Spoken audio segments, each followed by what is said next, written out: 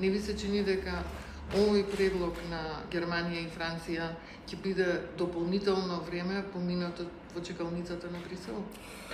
Овој предлог од Германија и Франција според мене е надградена верзија на понудата што Макрон му ја даде на поранешниот председател Пендаровски во 2019 година ноември, кога постави едно прашање или понуда дали Македонија би прифатила членство во Европската економска зона пред да се создадат услови за некое полноправно членство во иднина. Тогаш, за жал, тој предлог не беше сериозно разгледан. Македонија долго време е во некоја зона на автоцензура, не разгледува алтернативи за интеграција во ЕУ, освен полноправно членство во ЕУ, но сметам дека овој предлог е реално понуда на поинаков модел на постепено зачленување. Дали ние тоа ќе го наречеме чекална, не би рекол, затоа што во моментов 13 години имаме чекална за регионот од членството на Хрватска во ЕУ. Овој предлог сепак е некое придвижување кон Европската унија, но не со полни права да сте членка, да одлучувате, да гласате, да имате право на вето и свој комесар, туку со интеграција за делумни бенефити од оние области во кои што ќе исполните стандарди. И сметам дека тоа се совпаѓа со политиката на Франција да нема сериозно големо ново проширување со полноправни членки пред да се случи ново сериозно реформирање на внатрешните институции на Европската унија. Ама велите, не размислувале за алтернатива? Ова е алтернатива. Не зборуваме за алтернатива, зборуваме за членство во ЕУ. Разбирам. Еве да бидам по-прецизен. Во Македонија недостасувала дебата за модалитети за членство во ЕУ. И тоа што ние не сме го размислувале како опции за модалитети за членство во ЕУ или за интеграција, постепена интеграција во ЕУ, сега тие модалитети ни се понудени од Франција и Германија. И сметам дека треба да се земат сериозно, бидејќи двете земји се носечките, движечки актери во ЕУ и треба да се направи максимален напор не само Македонија како држава, туку сите земји од регионот да бидат посмели, подрски, поамбициозни и да побараат посериозни проекти во кои што би биле вклучени, интегрирани пред да се создадат услови во иднина за некое полноправно членство. Еве зборуваме за модалитети. Што ако тие модалитети ако функционираат, се разбира, се одолжат толку многу што веќе нема да размислуваме за членство. И ние и тие.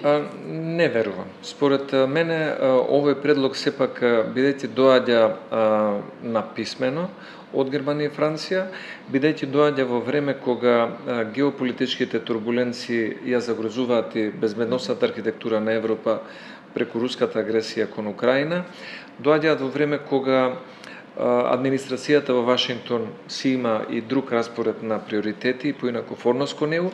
Мислам дека Европа ќе има интерес овие модалитети за постепено интегрирање на земјите од Западен Балкан кон ЕУ да бидат реални, остварливи и достижни.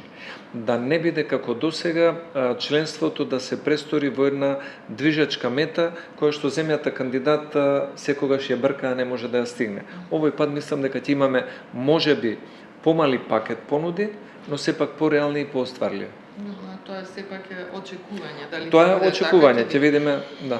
Веднаш по објавувањето на нон-пейперот рековте дека ја цените искреноста на Франција и Германија, што ја представија реалната состојба во рамките на ЕУ, која трае веројатно последните 7-8 години.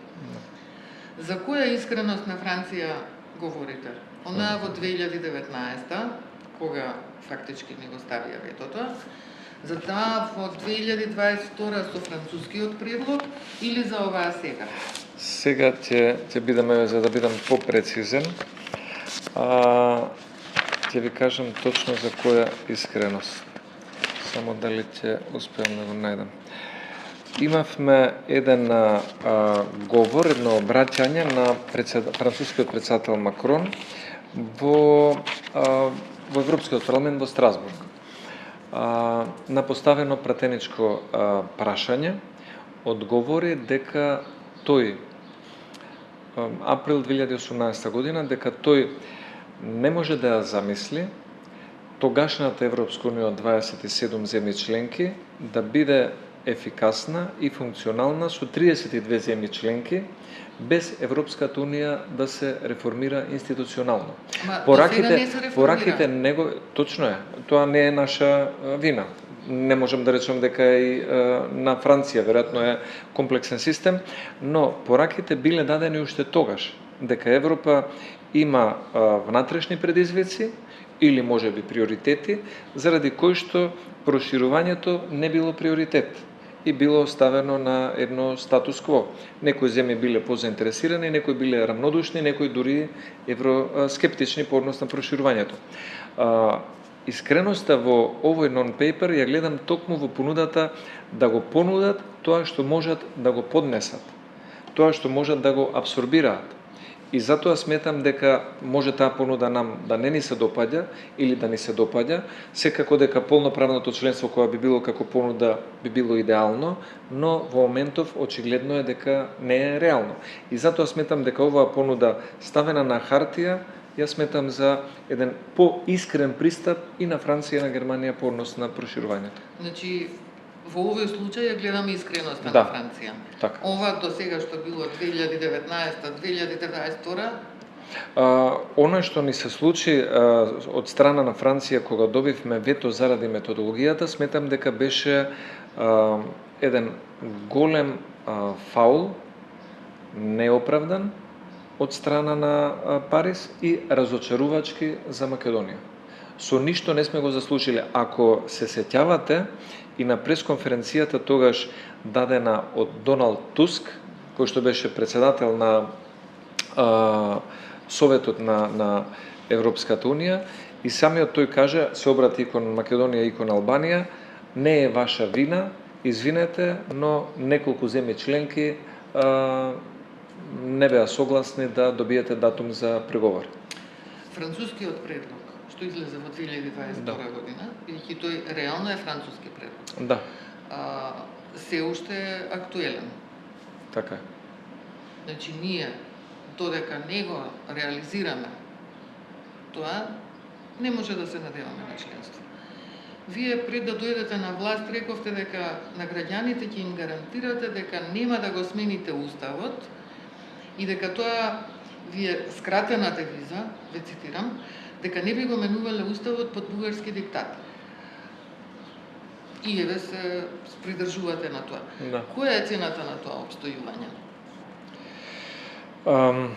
Цената на тоа обстојување. Значи, прво, граѓаните даваат мандат за одредени политики. Мислам дека таа цена во политиката е најважна, да ја испочитувате довербата на граѓаните. Второ, и кога пристапувате кон некој потежок процес на непринципилни компромиси или отстапки, разумно би било да влезете во таков процес ако знаете дека користа е голема и би ве однела до конечната цел. А би било лековерно да пристапите во еден таков процес ако не сте сигурен дека ќе стигнете до целта или па ако има показатели кои кажуваат на тоа дека ќе добиете втора, трета или четврта блокада после една таква отставка.